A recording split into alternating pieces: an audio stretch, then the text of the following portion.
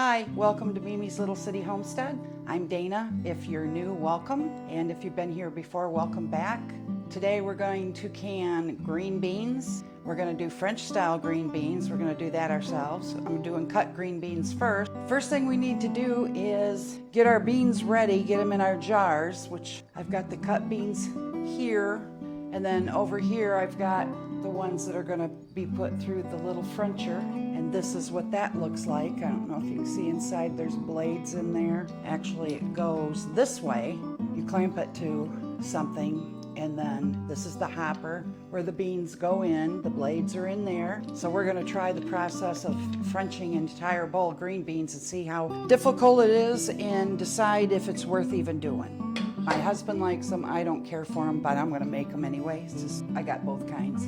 So my beans, I already canned. I don't know if you can see, I've already canned all these green beans. I've done about 28 jars. This is just a few of them that I got dated and put in boxes, but those are all cut green beans. And then I have the pint jars here in my canner heating up. I got my pressure canner going because they're low acid food, so are beets. They have to be done in a pressure canner at 10 pounds of pressure for my altitude or elevation. This is my bowl I'm going to can in my pints, and I'll show you how we do that. And this is the ones we're going to run through the Frencher. So I'll try to get you back on here where you can see what's going on here. But canning green beans is pretty easy. There's not a whole lot to it. Once you pick your beans, you should snap them. I mean, they shouldn't probably be more than an inch, maybe a little more than that, because they fit in the jars better, and you want to try to get as many of those in your jar as you can.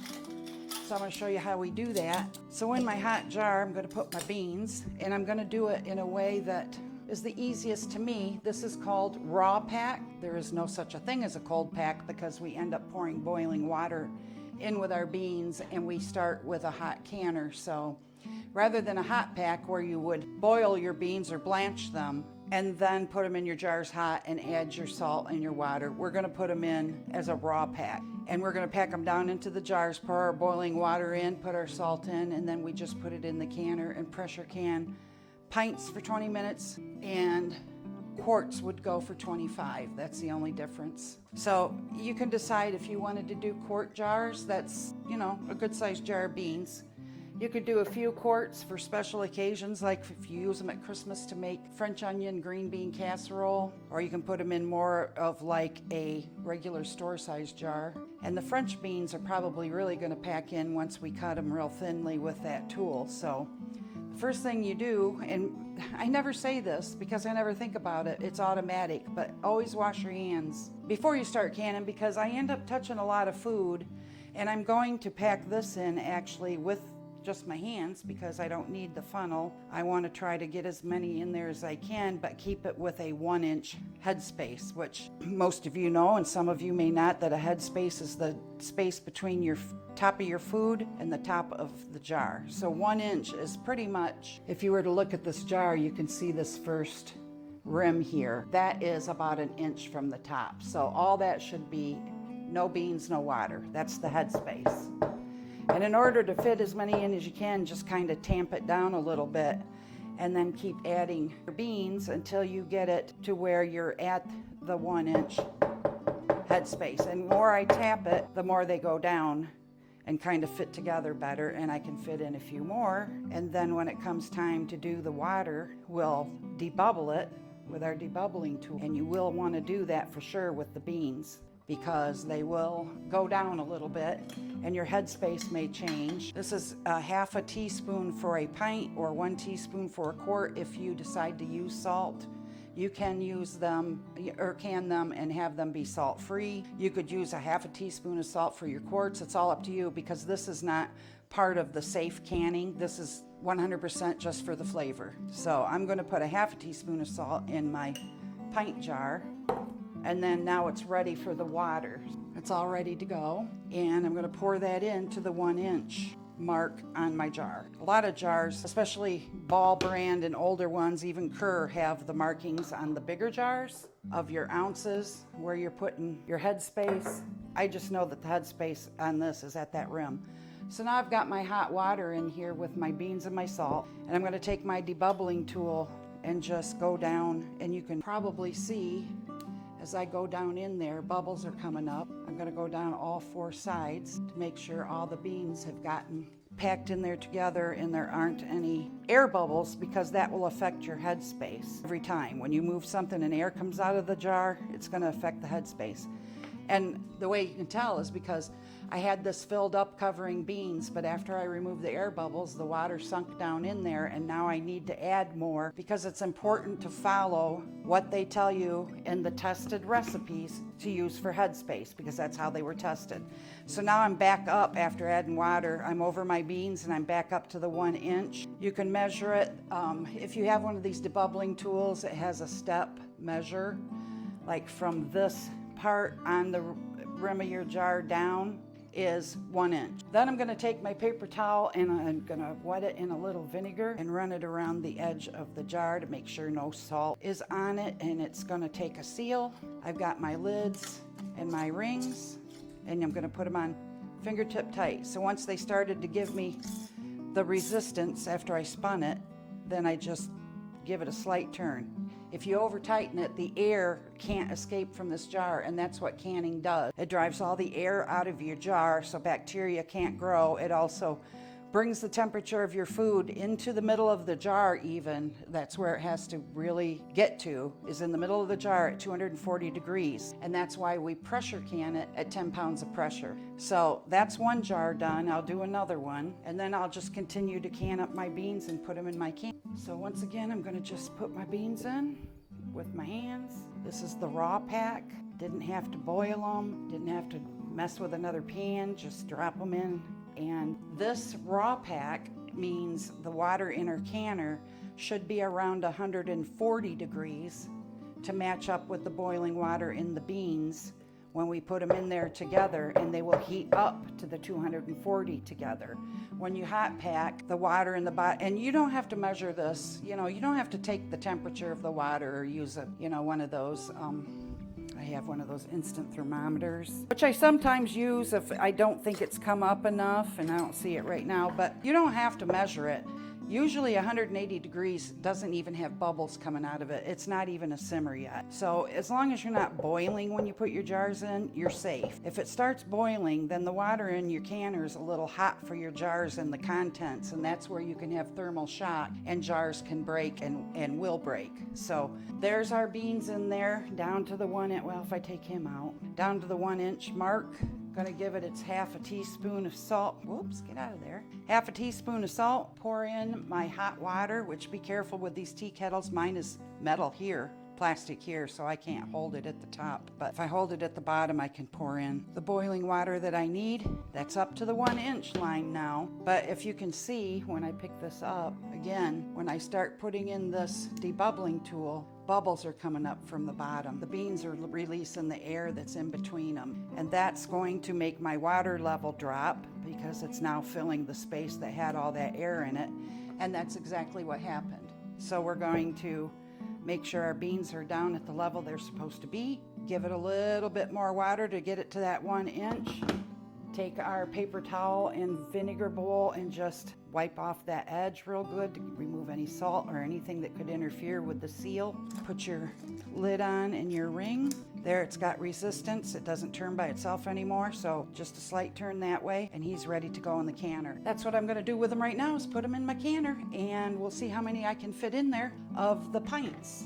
I can fit 7 quarts in my pressure canner, so I believe I can fit about 9 pints in the bottom without them touching and having a possibility of rattling against each other when the pressure and the steam is going, so they won't break or crack. That's also another thing. Even if your jars are new, check all the rims when you open your jars and you are washing them to get them ready. Go around the rim and check for crack. Go all around the jar and look for stress cracks, especially your old jars on the stress cracks on the bottom. As long as there isn't any chips or cracks, you can use it. But if there is, you're not going to want to use that for any pressure canning anymore. It won't be able to take the pressure and the heat. you're going to have to use it for like dry goods, where you can put a used, maybe one of your used lids if you've saved any, and a ring on it and use it as a dry product jar. Or you can buy caps, little plastic caps that fit on these, and use them for storage. So I'm going to go ahead and can up the rest of my pints and we'll see what we come up with. And then when I have my canner full of pints, I'll bring you back and show you what we've got. Okay, so this is all I have left of my beans, not enough to even make a pint, which is no big deal, but over here in my canner, I did manage to do 10 jars, 10 pint jars. So these are gonna can for 20 minutes. I also wanted to tell you, because I neglected to mention as I was filling my jars, the National Center for Home Food Preservation's website is where this recipe is from. It's also the same on the Ball website. And the modern canning guidelines say we no longer have to heat the lids and the rings. That compound on the inside of the lid will soften up and heat when it reaches the 240 degrees anyway. So you don't have to do that. But if you've been canning for 40 years like I have, you know that's how we always did it. And maybe you're still in the habit and prefer to do it that way, and that's your call. But I'll just let you know that it's not required for the newbies, the beginners. You don't have to, heat the lids and rings up. You can just go ahead and wash them, dry them, and set them aside until they're ready to go on the jars, which is how I do it. What I need to do now is turn the heat up on the canner, and actually it doesn't hurt it if the water level is high, but since we have so many jars in there, my water level went up quite a bit, and my canning directions say I only need to have it at 2 inches in the bottom of my pot. Now that's kind of where I had it before I added my jars, so I'm not going to take out too awful much, but you don't cover the tops of these like you do in a hot water bath canner, which has to cover your jars by 1 inch to 2 inches. This is pressure canning, and it's all done with steam, so you need to have enough water that during your cooking session or canning session you're not going to run out and boil dry, and that doesn't really happen that often. But I have had things boil a little dry on me if I wasn't careful with how much I had in there. So I don't have any water above my jars. I've got all of them in there. I'm going to put the lid on, and then I'm going to heat it up until the steam starts coming out of the vent on my lid. And there's also a little valve in the top that will pop up, and which is, watch out, Benny Ben. Here's the lid. It has the vent, which you should always pick that up and look through it and make sure you can see all the way through that steam vent. And there's the little button that will pop up when steam is starting to build. You don't put your regulator on until you get to that point. So as you can see, the lid's on and we're at 0 pounds of pressure. We're going to wait until this little vent pops up. It's a safety vent. It then latches to the pan, so you can't remove the lid when the pressure is higher. The steam vent is where, once we've vented steam through it like a steam engine, I mean that much has to come through it for 10 minutes. We set a timer, and after that we put our regulator on. This is not a weight on my Presto canner. It's a regulator for the steam vent. I go by my gauge, so I will be canning at 11 pounds of pressure at just past the 10. Once I get it to 11 pounds of pressure, I'll set my timer for 20 minutes. So we're waiting for this to pop up and the steam to roll, and we'll come back when that happens. Okay, well, this is where my microphone died on me and I didn't realize it. So I'm explaining to you at this point how I have my canner full. I am up to my steam rolling out of the vent for 10 minutes, and I'm ready to put on my regulator. So once I have that set over the steam pipe vent, I will begin building pressure, and I'm going to watch my gauge. When it gets to 11 pounds of pressure right there, then I am going to set my timer for the 20 minutes. And so that's the process we're going through right here. And I've also decided that since I am canning for 20 minutes, I'm going to go ahead and take the bowl of the green beans and try to run that through the little French green bean cutter. And I've got that clamped to my table, and I'm going to have them drop right down into one of my other canners, clean pan. So I bundled up some beans and put in there and started turning the handle, and I noticed that it was really difficult. It was not easy to do. And they didn't come out really quite shredded. They kind of ate the bean up at first. So I decided if I went with a smaller handful of beans and turned the crank on it, they would crank through easier and cut a little bit nicer instead of being all garbled up or chewed up. So I was trying different ways. Since I had never done this before, never used this before, I was trying to figure out ways to get it to work a little more smoothly, which required me cutting a lot less beans at one time, holding on to the thing even though I had it clamped pretty tight to the table, and then I would have to clear underneath it once in a while the beans that were still hanging down. So I thought this was a lot of work. It was probably more work than it was worth to me. And it also, by the time I got done, my fingers hurt from cranking that little thing. And it took me about an hour to do that bowl full of beans. And although you don't see it in this video, I did can them. After I took out my canner load of pints that I have going right now, I did can the French green beans. Did it the same way as you do the regular green beans. Pack it into your jars and put your hot water in. The only difference is I did heat these up for a few minutes in hot water. I thought they were pretty stiff when I got done with them. They didn't look like I would be able to pack them in there tightly without them breaking or not being able to get enough in there. So I went ahead and heated a pan full of hot water, brought it to a boil, dropped the French green beans into the water, cooked them for around 3 minutes, I'd say, which softened them up pretty good so that I could get them into the jar. Wasn't really a hot pack, but I did add my boiling water to it after I put the green beans in, put my salt in, put my lid on, and put them in the canner. So they were canned the same way. Now this is going to be a view from underneath my table as it's coming through the cutters, just to kind of give you an idea what that looked like dropping into the pan. Like I said, if you used smaller handfuls, you were better off. And this is dropping into the pan.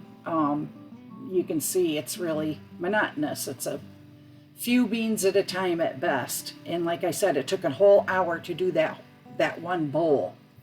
And at the end of this here, I will take it back and put it into the bowl again that I took them out of, so that you can see that there really isn't much difference as far as volume goes, of course, but they were nicely thinly sliced. They did make the French green beans. I'm not a big fan of them, so I probably never would do this again. And the cutter, I was told, was about a $40 item purchased on Amazon. So in order to make this worth your time and to make them economical, you'd have to make them quite often. And that's something I wouldn't want to do. But we canned them up, and it was an experience. Now I'm trying to tell you that I am not happy with the little green bean cutter. I thought that it was a lot of work, but it was something different, and I learned something new, and I hope it gives you an idea of how it works so that you can decide if you want to get one or not. But I was very happy with the amount of green beans I got finished up, and that was it. They're really easy to do. If you have questions, you can leave them in the link below. But here's what they looked like after I took them out of the canner. They're so hot, they're still bubbling, but they did turn out very good. I didn't have a picture, unfortunately, of the canned French cut green beans. But I want to thank you guys for stopping by with me. I feel like I have friends hanging out while I'm canning. Thanks a lot, guys. Bye-bye.